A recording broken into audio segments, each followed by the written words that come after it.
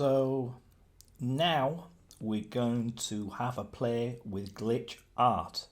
And glitch art is kind of developed out of the computer going wrong and producing images like this. And glitch artists work in music or typography, video even, an image.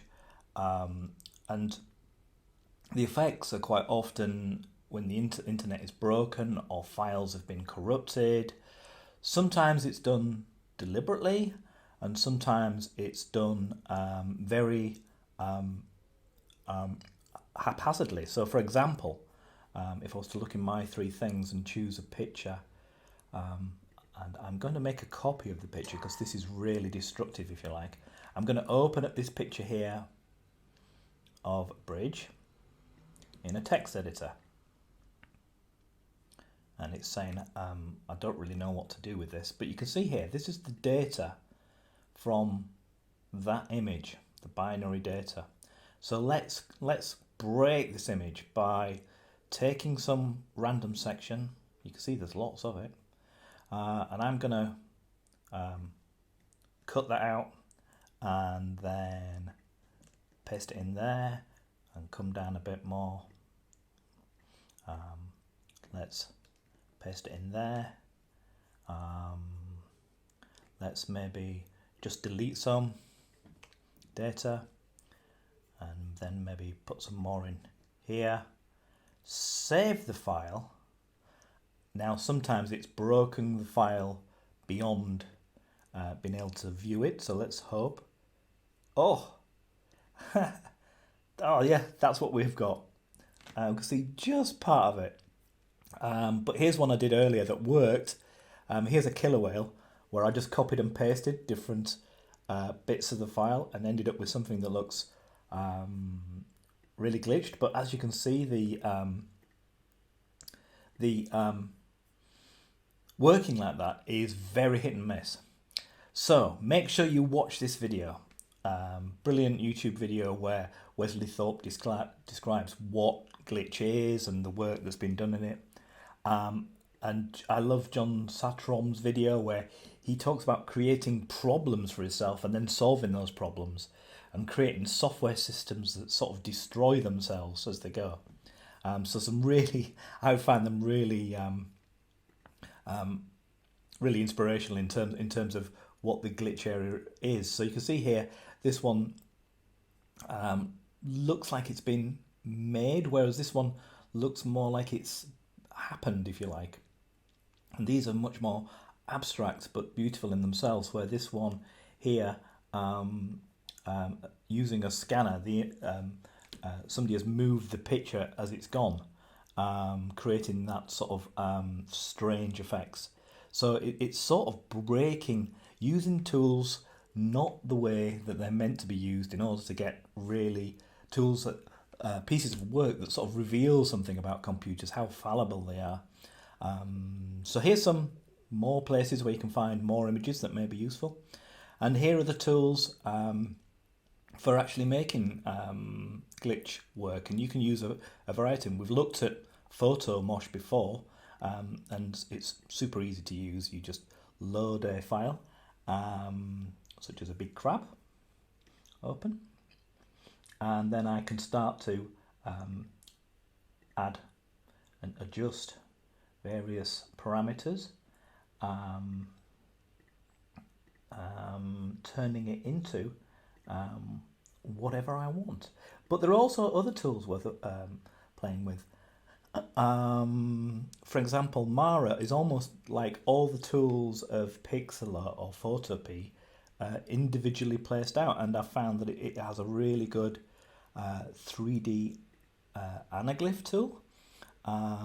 So again, if I use the same file, so we get some, and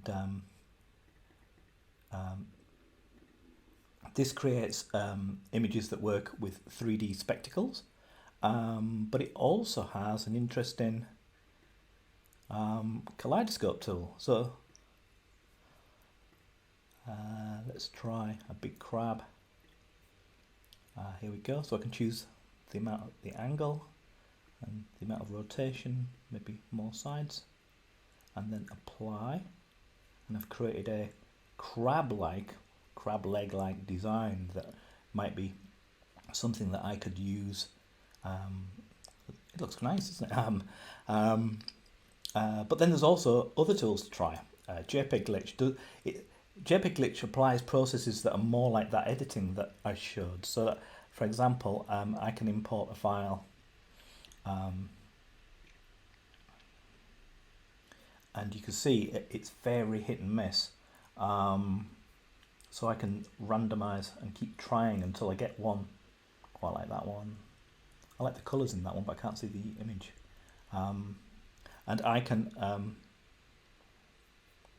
thought I could, oh yes, down here I can alter the amount. So I might say, well, I don't want too much glitching.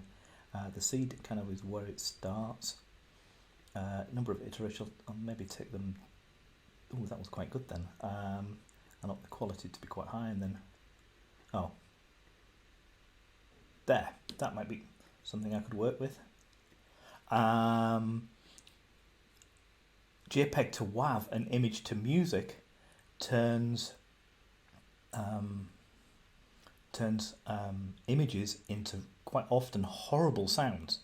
And again, it's doing that thing of taking that data and using it in completely the wrong format. So give that a go. It might be something that you could turn into something that sounded good in a track you were making.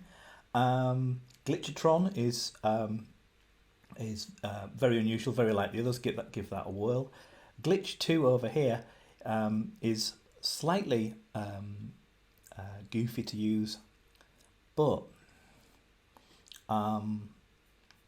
you add collections of modules that are such as slice glitch. You can see there, and then I can play with all the parameters. And I can add another module, such as let's pick one, F saturate, and then add another module, bit bang. I don't know what that one does. Ooh, quite like that. It's turning a very simple picture into something very crazy, and I can now save this as a GIF.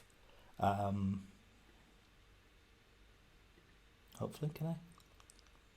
I can save this as a GIF. Oh, hang on a minute. I can add lots of frames as it's going. And then save that as a GIF. It's rendering at the moment. It'll be a few seconds. So I've created a really bizarre animation. 80%, just give it a little while. There we go, boom. So here's my GIF that I could view in a browser.